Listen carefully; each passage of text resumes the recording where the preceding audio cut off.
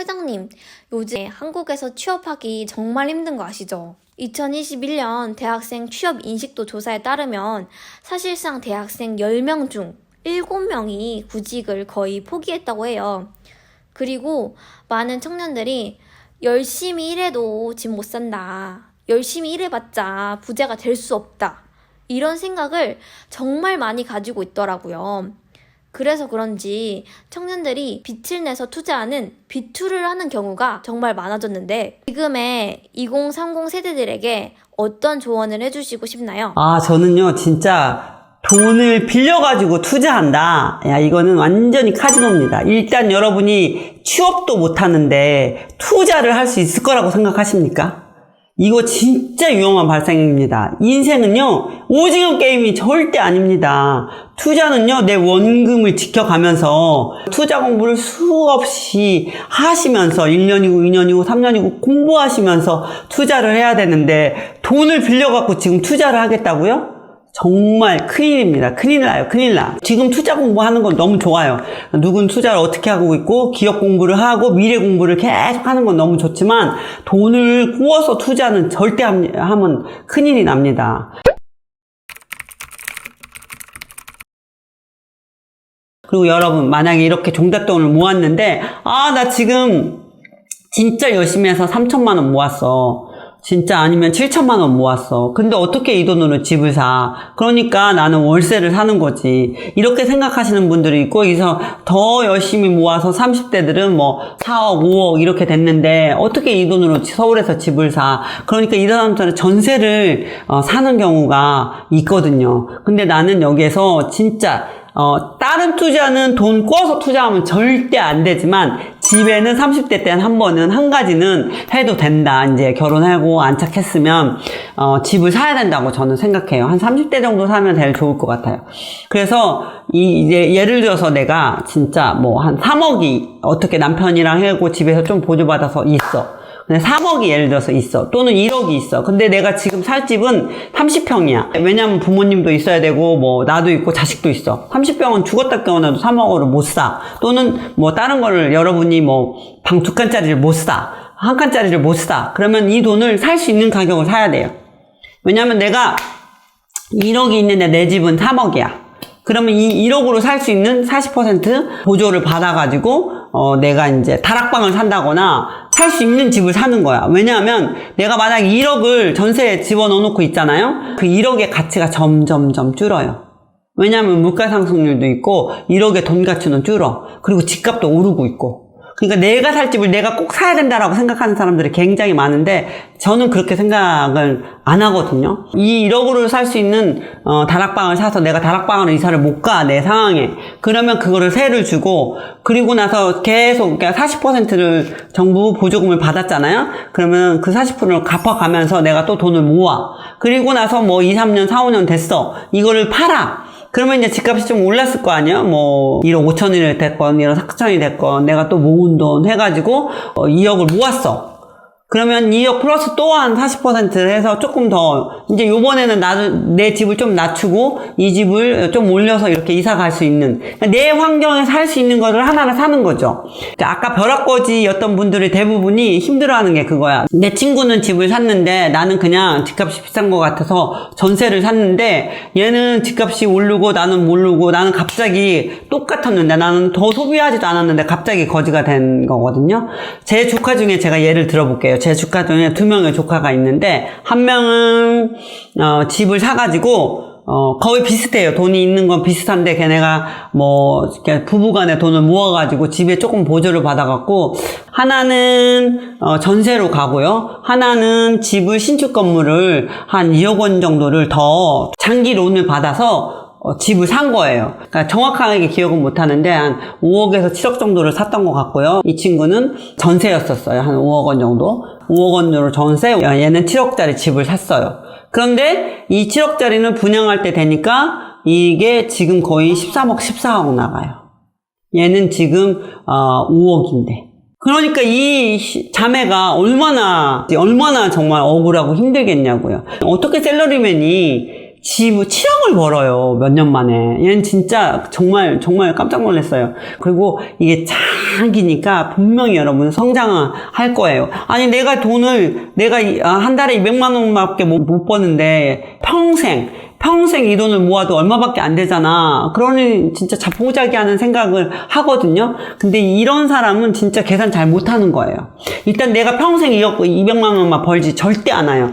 지금 생각에 그런 생각을 하는데 성공하는 사람들은 이 뇌는 10%, 90%가 잠재의식이기 때문에 성공을 한다고 합니다. 근데 이 10% 내로, 생각해서는 그렇게밖에 안 되는데, 이게 시간이 지나고 나면, 어마어마하게, 여러분이 성장하고 나면, 다른 그런 것이 오거든요. 그 씨앗머니가 나중에는 내 노동머니보다 더 빨리 성장하는 날이 와요. 희한하게 옵니다. 영원히 안 올 것 같지만 와요. 내 노동으로 버는 돈보다 내가 벌어둔 씨앗머니가 굴러가면서, 물론 노동에서 번 돈이 계속 오는 거죠. 이 돈이 굴러가면서, 더 빨리, 더 많은 돈을 벌어옵니다. 정말 부자들은요, 어느 정도 나이가 들어서 자기 전 재산의 20%만 자기가 번 돈이라고 합니다. 요거 하나만 기억해 주세요. 그럼에도 불구하고 그래서 돈을 자포자기 하시지 마시고 계속 모으면서 할 수 있는 일을 해가면서 돈을 모아주세요. 종잣돈을 모아주십시오. 그러면 어떤 분이 이렇게 생각하실 수 있어요. 집값이 언젠가는 떨어질지도 모르는데 지금 사야 하나요? 그러니까 아까 전세 살던 사람들이 집값이 떨어질까봐 지금 너무 올랐으니까 떨어질 때 기다려가지고 집을 안 산 사람들이 이렇게 지금 벼락거지 얘기가 나오는데 왜 딴 거는 몰라도 내가 살 집 두 번째, 세 번째 집은 말하는 게 아니에요. 내가 살 집은 꼭 지금 비싸더라도 사는 거는 저는 추천하는 이유가 뭐냐면 이렇게 한번 생각해봐요. 지금 내가 살고 있는 집은요 돈으로 치면 안 돼요. 자산으로 치면 안 돼요. 왜냐하면 내가 만약에 내가 지금 집을 10억에 샀는데 5년 후에 보니까 얘는 15억이 됐어. 그러면 이제 여러분 그래 너무 좋다. 5억을 어떻게 벌어 내가. 그냥 5억이 됐으니까 15억이 됐으니까 좋아. 이런 거를 기대했는데 거꾸로 내가 지금 10억을 샀는데 근데 단기적으로 얘가 9억, 8억, 7억까지 떨어져 버렸어. 그러면 이 사람이 기분이 좋을까요? 기분 안 좋겠죠. 그렇지만 걱정하지 마세요. 어차피 내가 15억 가서 집 못 팔아요. 안 팔아요. 어차피 내가 앉아있는 것은 팔면 안 되는 거예요. 내가 15억 올라가면 좋아하죠? 못 파는 이유가 내가 사러 그 다음 큰 집도 어차피 올라 있어요. 옛날에는 15억 가던 집이 20억 가고 있어요. 내 집이 5억이 올랐을 때 다른 집도 5억이 올라 있거든요. 그래서 이 집을 15억 팔고 또 5억 보태야지 또 가거든요. 내가 돈이 더 없으면 못 팔아요. 그래서 기분만 올라갔다 내려갔다 하거든요. 9억짜리나 내가 7억짜리나 8억짜리나 단기적으로 내려가지 장기적으로 내려갈 수가 없거든요. 길게 보면. 왜냐면 물가 상승률이 있고 또 여러분 보세요. 10년 전 20년 전 올라갔다 내려갔다 하면서 10년 20년 지나니까 올라와 있잖아요. 그거는 어쩔 수 없습니다. 이거는 평생의 그게 룰이에요. 룰. 물론 너무 비싼 집을 터무니없이 사기당해하고 비싸게 사면 내려오겠죠. 그래도 언젠가는 올라가니까 이 사기당하지 않게 하려면 저는 이렇게 생각해요. 집을 우리나라 사람들은 한 개, 두 개, 세 개 보고 집을 사버리더라고. 저는 100개를 보고 그 중에 내가 눈을 먼저 뜨겠다라고 생각하거든요. 돈이 있어서 집 보러 다니는 게 아니라 집 보러 다니면서 돈을 모으는 거예요. 그래서 100개를 봐서 저 집이 싸다 비싸다가 알아. 이걸 쌀까 비쌀까 이 사람이 사기 치나 안 치나를 모르잖아요 처음에는. 근데 100개를 봐봐요. 100개를 부동산 사람들이랑 만나갖고 방문을 해봐요. 이 집이 비싼지 싼지를 첫눈에 딱 알아요. 그때 이제 이 집이 시세보다 1억 싼데? 바로 그날 지금 보자마자 살 수가 있는 거죠. 근데 여러분이 집을 안 보고 다니고 이러면 못 사. 그러니까 여러분 지금부터 돈을 모으면서, 그리고 이제 돈 모으는 게 재밌어. 집을 보러 다녔어. 집을 막 보러 다녔으면 돈 모으는 게 참 재밌습니다.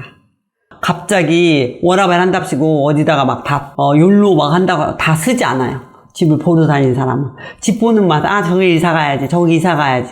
그러니까 일단 집을 볼 때 내가 살만한 돈 가치도 한번 보시면서 가끔은 그거보다 10배짜리 정도도 한번 보는 거야. 이 집을 지금 사서 몇 년 후엔 이 집을 이사 가야지. 돈이 안 돼. 계산으로는 돈이 안 되지 당연히. 내 월급 계산을 하면 돈이 안 되는데, 여러분 내가 이 큰 집, 좋은 10배 비싼 집을 내가 5년 후에 이사 못 갈 것 같다고 생각하지만 희한하게 여러분이 월급도 늘려가고 이 집값도 올라가면서 5년, 10년 후에 이 집으로 이사 갑니다. 되게 희한해. 그런 마음가짐을 해서 이사 갈 준비를 하시면서 하시면 좋겠어요. 너무 오르고 내리는 거 신경 쓰지 마세요. 저는요, 회사를 주식을 상장하라, 막 이런 사람들 되게 많은데, 왜 주식을 상장하면 안 되는지를 제가, 생각한 적이 있었는데, 예를 들어서 뭐냐면, 저희 회사는 사람이거든요. 제가 우리 회사에 있는 사람을 너무 좋아하고, 그리고 마진율도 꽤 되기 때문에, 주식회사 상장하는 것은 돈을, 모자라니까, 투자 자금이 모자라니까 받아서 투자하려고 주식회사 상장하는 거거든요. 저는 그렇게 투자할 필요가 없기 때문에, 저는 주식에 상장하지 않는 이유도 있지만 또 하나 이유는 나는 예를 들어서 우리 회사가 1조 원의 가치가 있다고 생각해봐요. 내 회사는 똑같은 가치야. 그 돈은 항상 그 이득금은 항상 똑같은데 주식이 어느 날은 1조 2천억 했다가 어느 날은 8천억 했다가 왔다 갔다 하면 이게 이제 왔다 갔다 하는 거야, 마음이. 근데 이 주식을 팔 마음이 없으니까 관심이 없는 거지. 주식 같은 거에 투자했는데 저는 안 봐요. 주식 가격 안 봐요. 올라갔다 내려갔다 하지만 올라갈 수밖에 없는 주식들을 내가 미래 공부를 해가지고 샀거든요. 현재도 공부하고 미래 공부를 해가지고 올라갈 수밖에 없는 주식들을 샀기 때문에 그냥 깔고 있는 거예요. 집도 마찬가지예요. 올라갈 수밖에 없습니다, 결국은.